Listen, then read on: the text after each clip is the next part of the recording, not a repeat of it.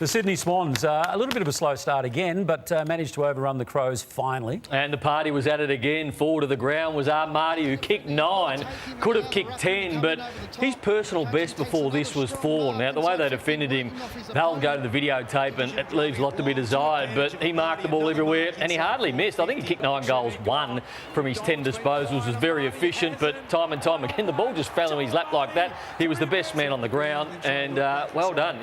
This has been building for Amartey. This has been coming for a long time. Didn't expect a 9-goal performance, but he was huge. He was huge, Bernie, and congratulations to him. His best before that was 4. He's kicked 9 yesterday. But we'll look at the Adelaide Crows defence, and every forward hates contact. So he's in a fantastic position here, Butts. So he's got touch, but the moment the ball gets closer, he's lost. You've got to keep an eye on the forward and an eye on where the ball's coming from. All he's watching is the ball. He's lost Amartey, so Amartey can fly over the top and jump. That's not great. So here he's in not a bad position.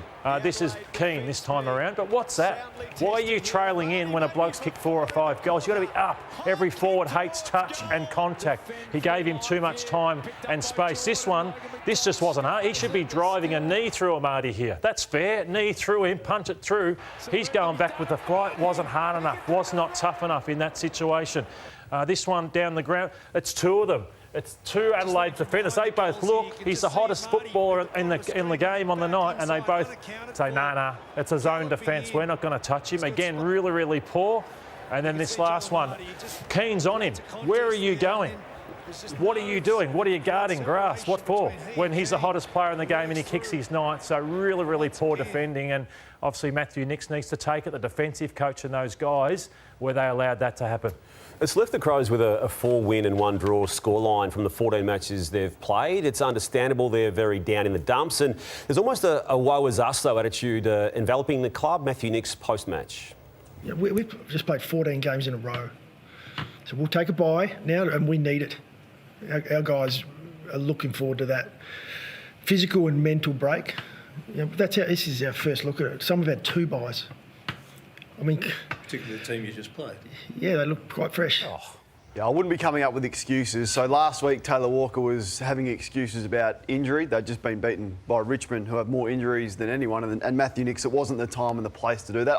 I'd be a little bit nervous if I was Matty Nicks. I wouldn't necessarily be sleeping that well now. Hang on. Well, I raised this last week. I said, should he be worried? And you slapped me down and said, well, he's just signed for 2 years. Which he has. So now he's not sleeping well. He'd be feeling a lot better with the 2-year contract in terms of financial security. But moving forward, I think the concern is the vision that Lloyd showed, and to have one player kick 9 goals against you and the complete breakdown in defence. 7 years since they played finals. It's the 5th year of a rebuild.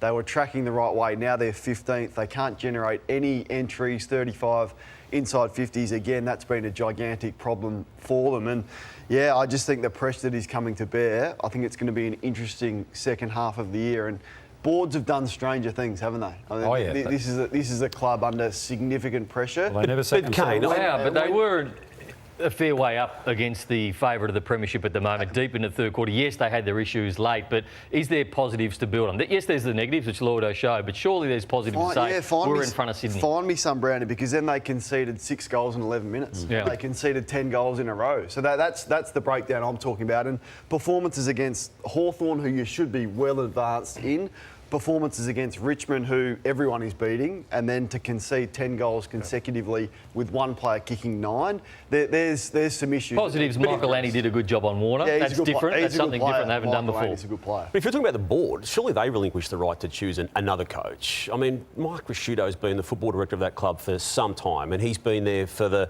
a lot of coaching changes already. He couldn't have possibly another coach change in his tenure at the club. No, I'm not suggesting there'll be a coach change, but you just feel a little bit uneasy if you were Matty Nicks and trying to work out how this is completely broken down to the point where a good side last year, the highest scoring side, is now 15th, well and truly over the halfway mark of the year. And if you're starting to use buys as an excuse, then you're running out of excuses. Helped along by a cheerleader in the press corps there. He hasn't read the room on that one, nor did Tex when he had the injury excuse last week. The slow starts of the Swans. I was part of a side in 01 where we were thinking we could win from anywhere, and it become a point where Brisbane Lions come along and you don't get away with it. So it might be a Carlton or a Collingwood in a big final. and you get off to a slow start and you don't come back. So this is a concern for them. Despite how well they're going, they'd want to start better from this point on.